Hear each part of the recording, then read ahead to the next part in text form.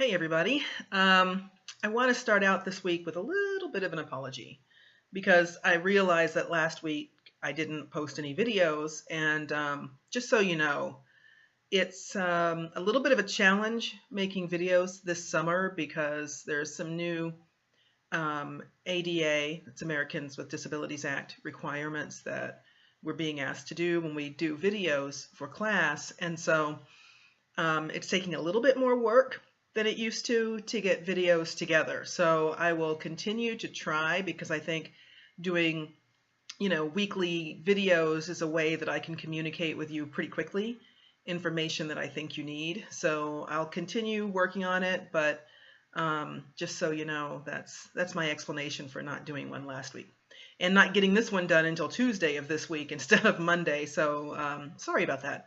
Anyway, this video is being posted during week 3, and week 3 is when we talk about, at least in the book, biopsychology or neuropsychology, depending on your point of view. Most of the chapter is actually probably neuropsych. So it's about how the nervous system works, the parts of the brain. It's really cool stuff, and it's one of the areas of psychology that is growing a lot right now. The research is really cool. And so if you like biology, medicine, if you're at all interested in this sort of thing, I think that you'll like this chapter. It's an awesome chapter. Week 3, it's chapter 2 of the book. So just so you know. Next week is the consciousness chapter, and the consciousness chapter is awesome. Oh wait, no it's not. I just lied to you. Next week is sensation and perception, not consciousness. Sensation and perception. And sensation and perception is a chapter that looks at how our sensory system works. So it explains how sensation is the actual stimulation of your sensory system. It's the stimulation of the specialized neurons that respond. So like the rods and cones in your eyes that respond to light, or the cells in your ears that respond to sound, and how they work. And it also makes a distinction between sensation and perception. Perception is the process of interpreting those sensations. So perception explains why two people can listen to the same thing or look at the same picture and come away from it with a different experience of it because they perceive it differently. And perception is impacted by what you already know. So sensation and perception are different processes that are in the same chapter in your book because they go together. So hopefully you'll like that chapter too. And then as well. And then we'll do consciousness later. Sorry, I was jumping the gun on the consciousness chapter because it's one of my favorites. Okay, so I have been reading your discussion board posts, and I got to tell you, I am really enjoying getting to know people in the class. It's one of the awkward things about doing an online class is that I don't get to see your faces except for the pictures that some of you have associated with your Canvas account. That's all I get to see. I don't get to, pick up on what's going on with you. And so the only way I get to kind of know who you are and get a sense of the class is through what you choose to share. And so I appreciate what some of you have chosen to share. I am going to continue to post things in the discussion board to try to get you guys to interact with each other, because part of what makes a college class so fun and interesting is that interaction that you have with your classmates. Because, yeah, you can read the book and you can learn something from that, and you can go into Launchpad and do some exercises and learn something from that. But some of the most enriching experiences in college are from learning from your classmates, interacting with your classmates. And in an online class, the way that we do that is through discussion board posting. And so even though I'm not requiring the discussion board this summer, I do encourage you, if you want to get the most out of this class, if you really want to benefit from taking a class, and you're paying for it, so you might as well get the most out of it, I want to encourage you to participate in discussion board discussions and to think about the material, because that's really what enriches your life. It's not just memorizing stuff out of your book, but also the interactions that you have with your classmates. So I hope that we can get that to happen more. So I'm going to try to provoke you a little bit sometimes. I'm going to post things in the discussion board to try to get you guys thinking about it, communicating about it, maybe even disagreeing about it, which is fine. So I will continue to poke you a little bit with discussion board posts, and I'm hoping that you will get something out of that experience, okay? What else did I want to tell you? I'm happy with how your first exam went. I have added 4 what are called fudge points to the exam score. So everyone's exam score will be 4 points higher than what you originally saw or what your points originally were. Some of you may have already noticed the change in your exam score, that I adjusted it up 4 points.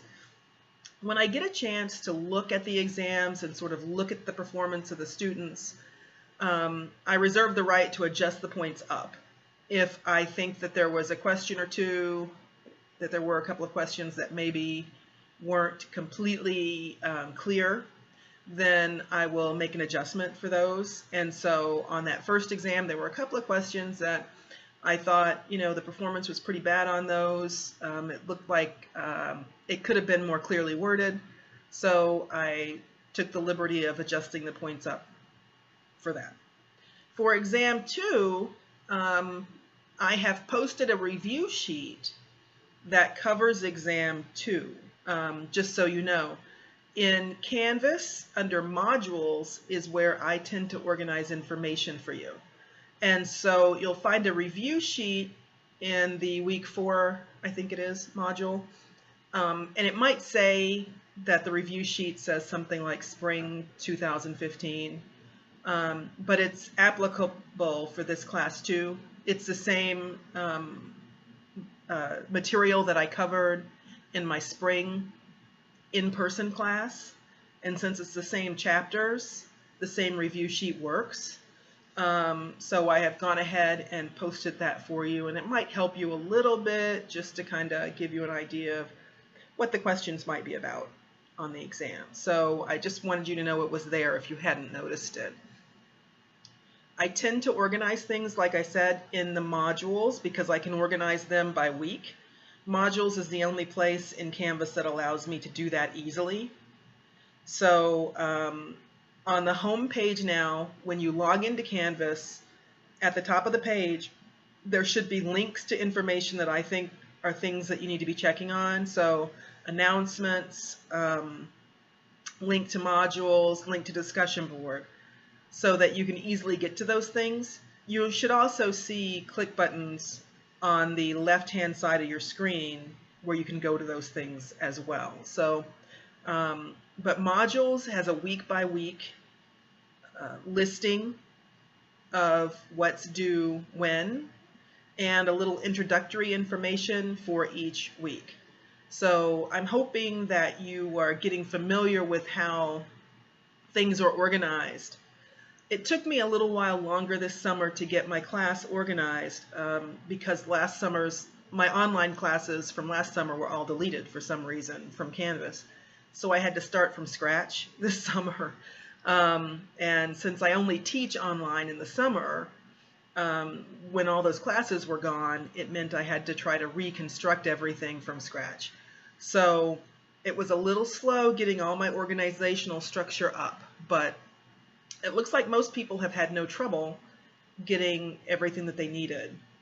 Most of you have done all the work for the class without too much trouble, so I think that's great. If you're still having problems finding materials, so kind of navigating Canvas, then certainly send me a personal email. I check my email daily, and I may not respond to you immediately. If I happen to be logged in and you send me an email, I'll respond immediately, but sometimes I'm not. When I'm not logged in, then, I'll probably see it within a few hours depending on when you sent it. I tend to respond, my rule of thumb is to respond within 24 hours, but I think usually it's quicker than that.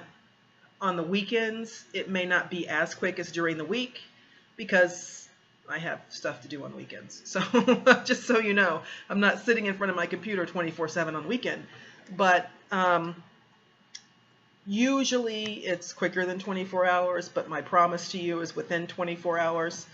Sometimes I use my cell phone as well to respond, and so I may not write as much back to you when I'm using my cell phone.